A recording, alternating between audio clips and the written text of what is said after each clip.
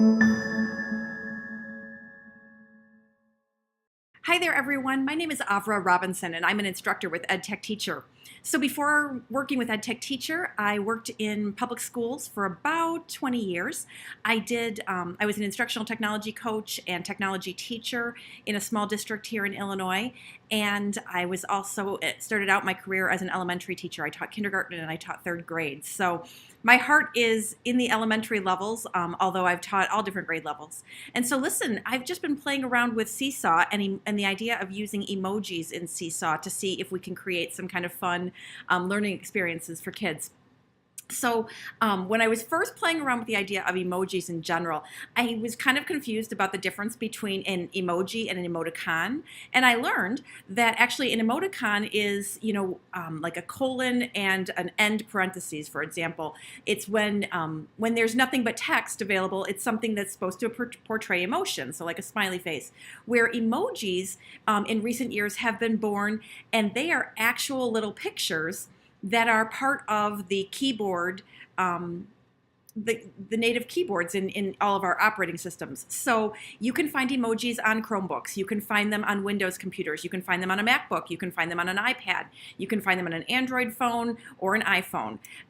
They're in a different place in each environment. But what I did about a year ago is I did a whole webinar kind of thing on using emojis to organize Google Drive and files and folders. And in that video, it's about 10 minutes long on YouTube, I actually explain how to get to it on the Mac, how to get to it on a Chromebook, and so you can always reach out to me, but that's kind of how to do it.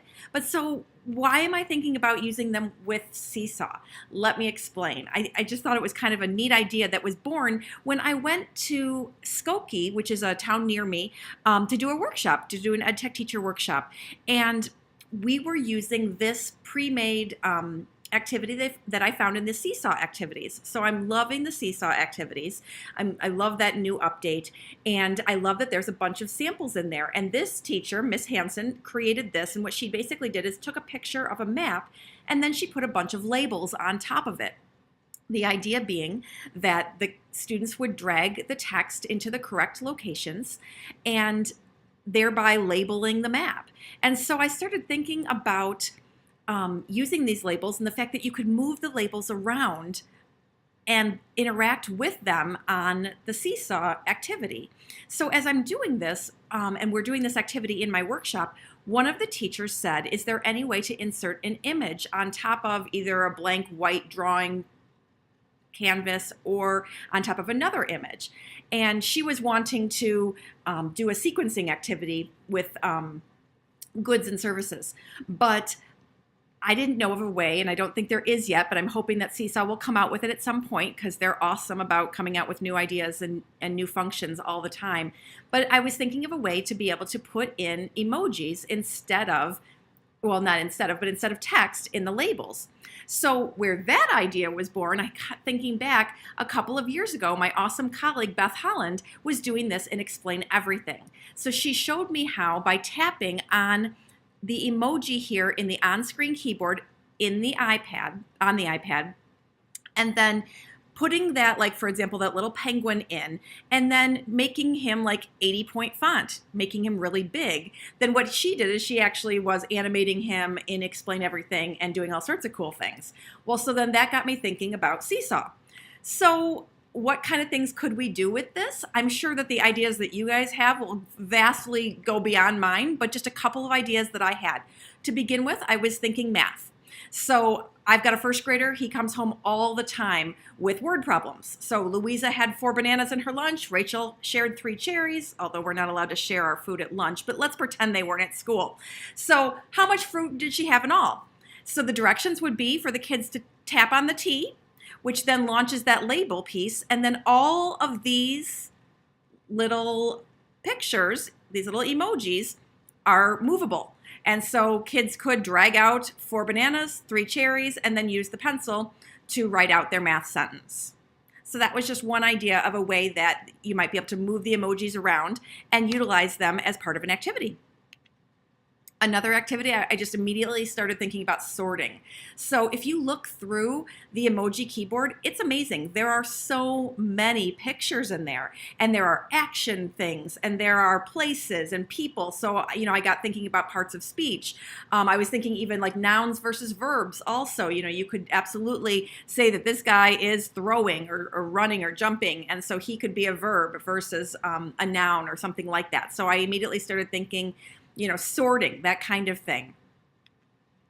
And then I started thinking, what about like emoji Mad Libs? How fun would it be to just put a bunch of emojis over here for kids to choose from and then let them fill in the blank?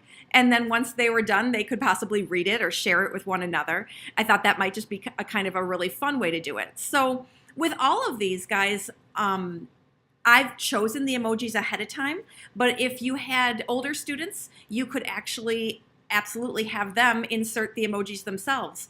So that kind of leads us to the how of it.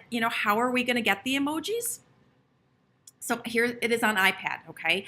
I'm in a drawing. This also works if you put an image behind it. So you can either start with just the blank drawing, or you could insert a file.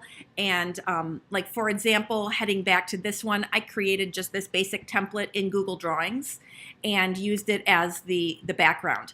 But so regardless of what you do and what you're on top of, what you want to do is head to the labels. And so you're going to tap on the T, and then you tap here on this emoji, and you get the emoji keyboard. And you can scroll through all of the different sections right here, and that allows you to just put it in there. And then I tapped off of it, and on the iPad was able to make it larger by dragging it and making it bigger. But you can also use the style and go into custom and make it larger with the font size. So it works either way. It's just easier to tap off of it and then make it bigger with the handles on the outside. And then here it is on my Mac, guys. So what I do on my Mac is I'm always in Google Chrome. So again, you are going to tap here on label, and then it's ready to have a cursor in here as though you could start typing. And instead you go to edit and you go to emojis and symbols.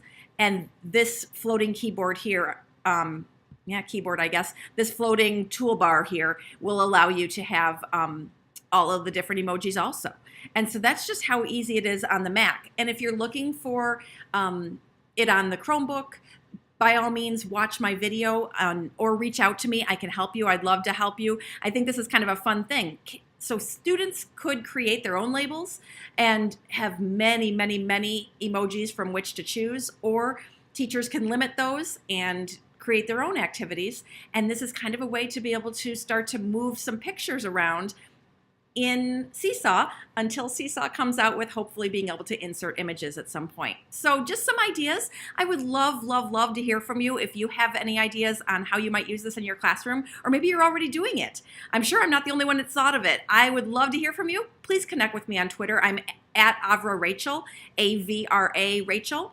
And I'm also really enjoying being part of the Seesaw Educators group on Facebook. And you can also email me. I would love to hear from you directly. So have a great day, everybody. Thanks so much.